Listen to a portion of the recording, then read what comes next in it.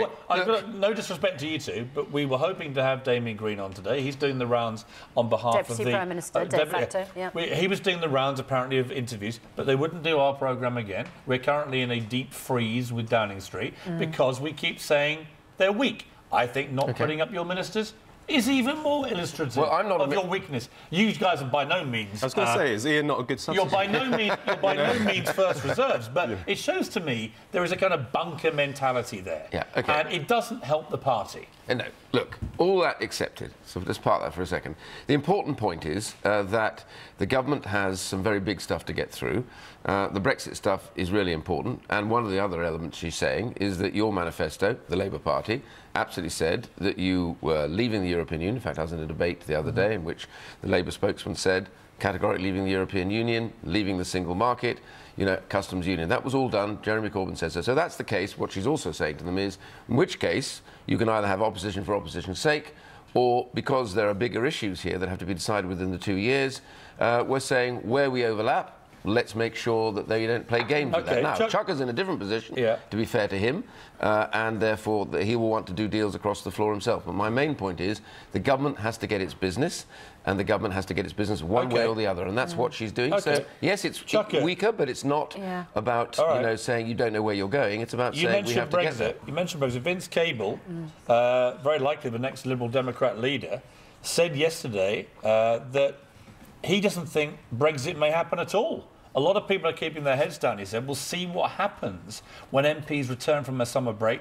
Quote, I'm beginning to think Brexit may never happen. The problems are so enormous, the divisions within the two major parties are so enormous, I can see a scenario in which this doesn't happen. Can you? That's an extraordinary thing for a guy who might be a party leader to say. Well, I don't know. I think he's slightly over-egging it. I think it's a bit premature to be able to draw that. You'd like it not to happen? Look, I campaigned for us to remain in the European Union. I wish it wasn't happened. But why are you not going on the cable ride? Well, I see what you did there, but have you got that written down? I'm not sure. But look, the thing is that this process has started, and look, I was criticised by some for tabling an amendment to the Queen's speech, arguing for us to stay in the single market and the customs union. Those happen to be pledges I made to my constituents.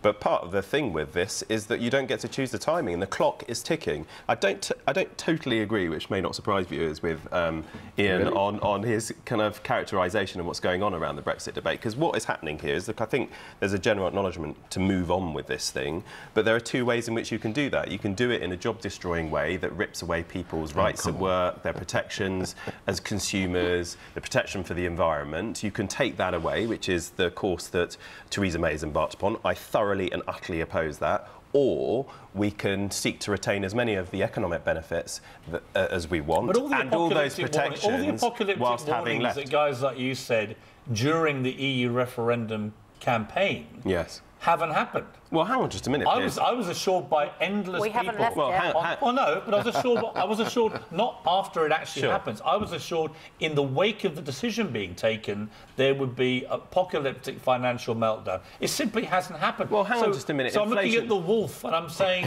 are you a wolf in sheep's? Are you a wolf in sheep's clothing? I mean, how many times are you going to? Well, hang on. We haven't left yet, and the big thing I think a lot of people who voted to leave will be looking at is whether or not the government's going to deliver on Ian's promise to put £350 million extra per week into the NHS. But you say you talk about the economics, Piers. We've got 2.9% inflation. People are really feeling the squeeze now.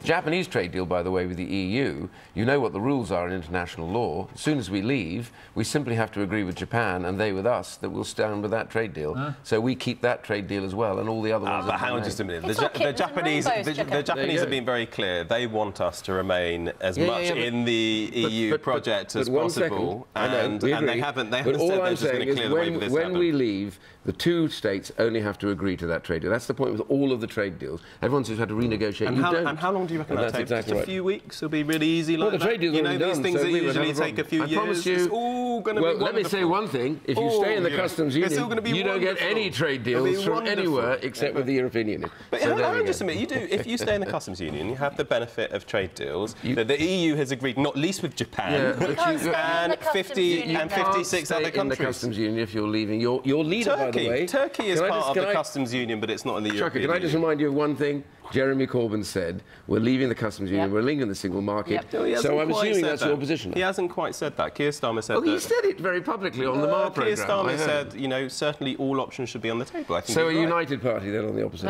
Don't you preach to me about unity. Well, I think the fair thing is neither of us can preach about total unity, and that's the good thing. You about are politics. both a glorious illustration of disunity with both your parties. And we so like let's you just- because you're both maverick. Exactly. And you'll appear on the programme, which is always a good thing.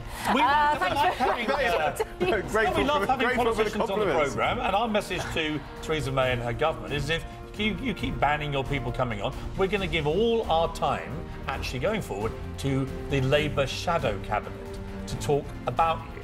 So that's your option. And maverick Either come members on of your own and face party. the music and do what you should do, which is talk to the electorate, our viewers, or if you want to play silly games, we'll play them with you.